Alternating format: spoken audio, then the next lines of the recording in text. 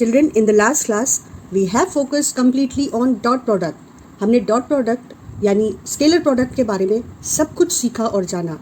आज हम फोकस करेंगे वेक्टर प्रोडक्ट पर, और वो भी एक प्रैक्टिकल एग्जाम्पल से. देखो, ये एक ऑब्जेक्ट है, एक रॉड है जिस पर हम इस पॉइंट पर फोर्स लगाएंगे. ये रॉड यहाँ से हिंज्ड है, तो अगर मैं यहाँ पर फोर्स लगाऊंगी इस पर, और फोर्स की डायरेक्शन तुम देख सकते हो कि 90 डिग्री पर है रॉड से, इस तरह से, तो ये रॉड घूमेगी.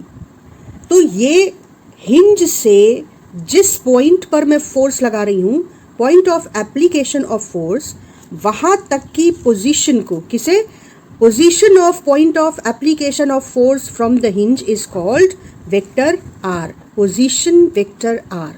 और जब हम इस ए फोर्स लगाएंगे तो ये घूमता है. इसका मतलब कि मेरा फोर्स इस पर एक टॉर्क लगा रहा है और इसे घुमा रहा है. Torque is a vector quantity and it is cross product of position vector cross force vector.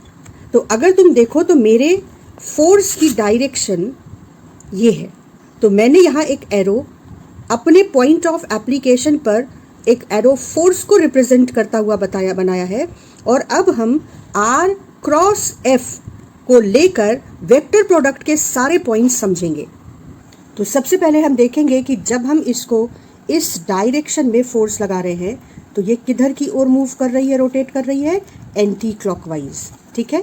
अब हम देखेंगे कि इस पोजीशन वेक्टर और इस फोर्स के बीच में एंगल क्या है. तो क्या सबको ये दिख पा रहा है बेटा कि ये एंगल 90 डिग्री है. और अब हम देखेंगे कि position vector R, position vector F, position vector R और फोर्स वेक्टर एफ के बीच अगर 90 डिग्री का एंगल है और ये एंटी क्लॉकवाइज घूम रहा है, तो टॉर्क की डायरेक्शन क्या होगी. और अब हम राइट हैंड का यूज करेंगे जो हम पिछली बार सीख चुके हैं. So children, stretch your right hand completely, and now curl your fingers in the direction of force. See the yellow arrow and my curled fingers, they are in same direction. So first I put my palm in the direction of this R, and then I will curl my fingers in the direction of the arrow in which the force is, and then observe the direction of thumb. Thumb is in upward direction and thumb is also making angle 90 with the R also and with the F also. So thumb is the direction of torque, which is making angle 90 with the R vector also, and with the F vector also.